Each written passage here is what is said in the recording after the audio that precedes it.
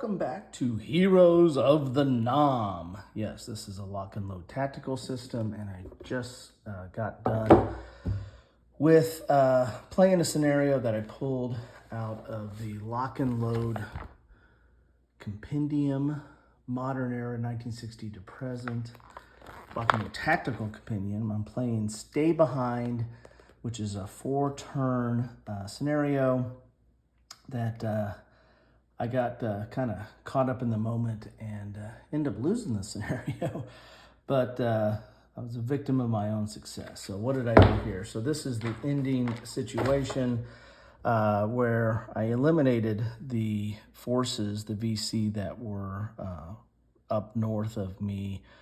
And when I played this two-handed, so I played this solitaire, but eliminated them.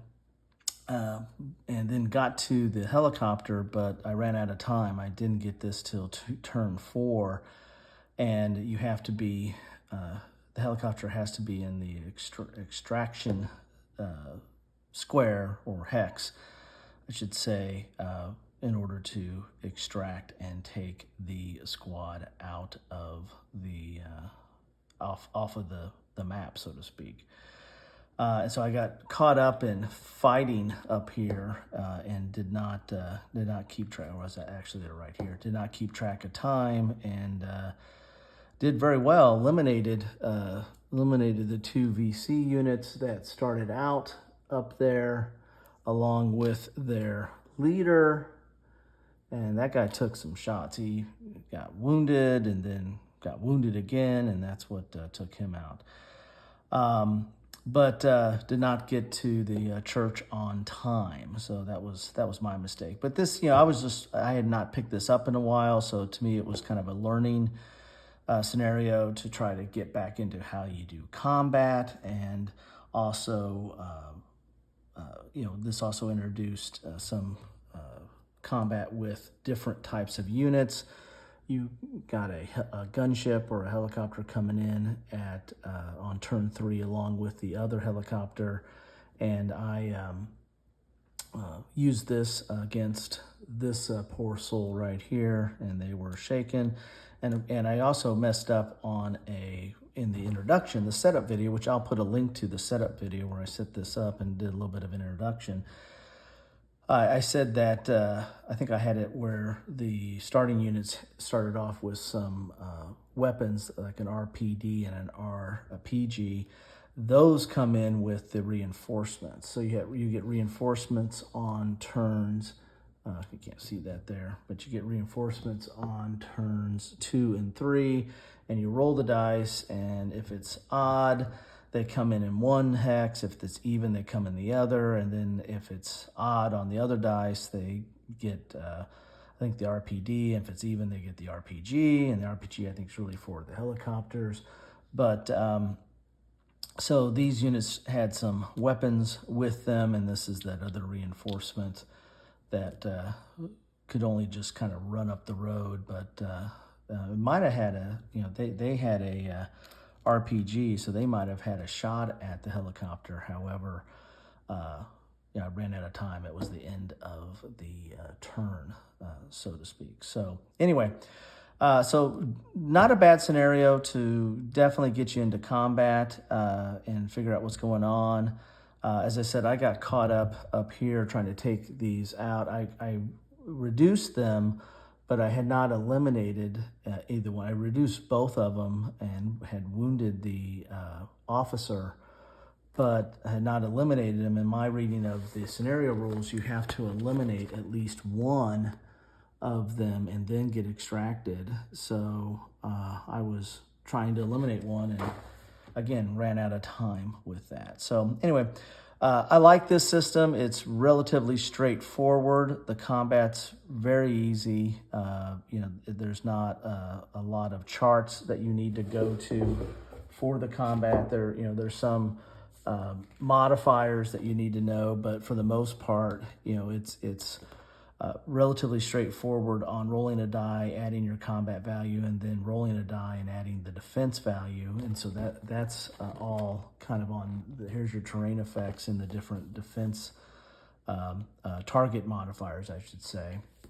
And then if you have a number that exceeds that defense, then you're going to roll again versus the morale, and you're going to take whatever that difference was on the first roll. So, it's got to be at least +1, but +1 to whatever.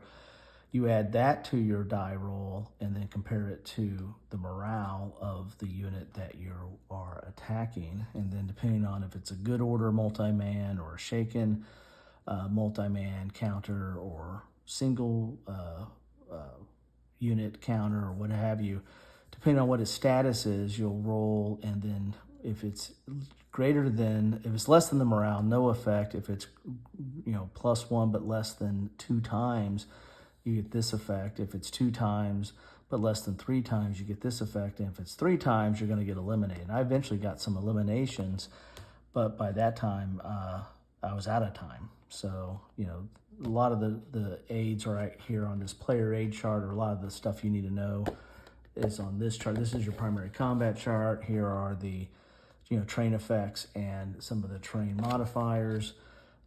Here's some of the die roll, the DFT die roll modifiers that you're going to use on the morale. And then, of course, if you have ordnance, you're going to get into that. But we did not have any, a lot of those complex weapons in this scenario, so it was relatively straightforward. You also have this has this rules reference card here. It talks to you about how you do spotting, which comes into play. How you do melee, if that comes into play. You also have you have your direct fire right there. Sorry, I got a little bit of glare there. So there's your direct fire with those rules I talked about. And then I had to deal with claymores, because this started off where there was a claymore that was attacking the VC in the north there. So I had to deal with that early on, and how you activate that and the like. Talks about Viet Cong, some of their special abilities as well. So, anyway, you've got, here's helicopters that came into play in this scenario. So, the aids are not too bad and kind of get you into it. This aid here was important to just go over the different phases, the rally phase, and actually use that.